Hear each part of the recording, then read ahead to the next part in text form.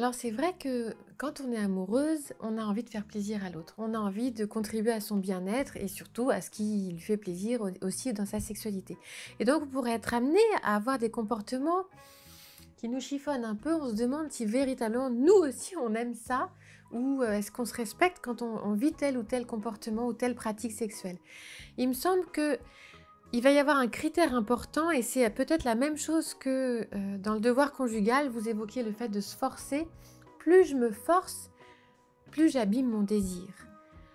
Et, et donc il va s'agir de voir un peu, si j'ai besoin de me forcer, c'est qu'il y a quelque chose qui n'est pas au clair. C'est peut-être que j'ai une difficulté avec mon désir et donc on va voir comment on peut retrouver son désir.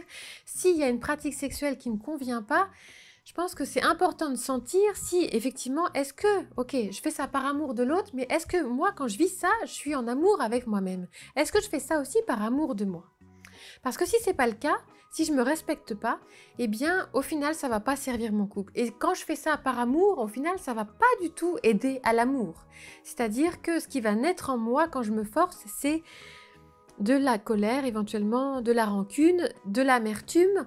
Je vais en vouloir à l'autre, je vais pouvoir lui dire des phrases comme « après tout ce que j'ai fait pour toi, après tout ce que je t'ai donné pour te faire plaisir, et puis t'en veux tout le temps plus, et puis etc. » En fait, une des choses qui va nous permettre de savoir si je fais ça par amour de moi, c'est le plaisir que je vais y trouver.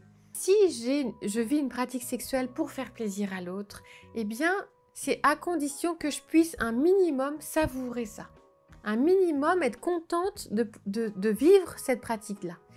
Et si c'est pas le cas, je vais avoir besoin de temps parce que peut-être qu'en fait j'ai des croyances sur ce type de pratique, je trouve ça sale, je trouve ça je sais pas quoi, j'ai des idées et donc peut-être que effectivement on va aller voir, est-ce que effectivement c'est dégoûtant, est-ce que pour être vu autrement ou pas. Et donc là c'est vraiment important de se respecter, il n'y a pas de règle, c'est pas parce que la voisine le fait ou que ma mère le fait ou que ma soeur le vit, etc. Que c'est bon pour moi. C'est vraiment important de venir s'interroger sur est-ce que je me sens capable de vivre du plaisir là. Et je crois que ça va être un grand critère pour est-ce que si je vis du plaisir, ok, je peux faire plaisir à mon conjoint. Et si j'en vis pas, alors il vaut mieux s'écouter, il vaut mieux se respecter. Parce que le prix à payer, c'est d'abîmer son couple. C'est la même chose avec le devoir conjugal, et c'est la même chose pour les hommes et pour les femmes. Que la femme se force ou que l'homme se force, ça va donner le même résultat qui n'est pas celui qu'on escompte.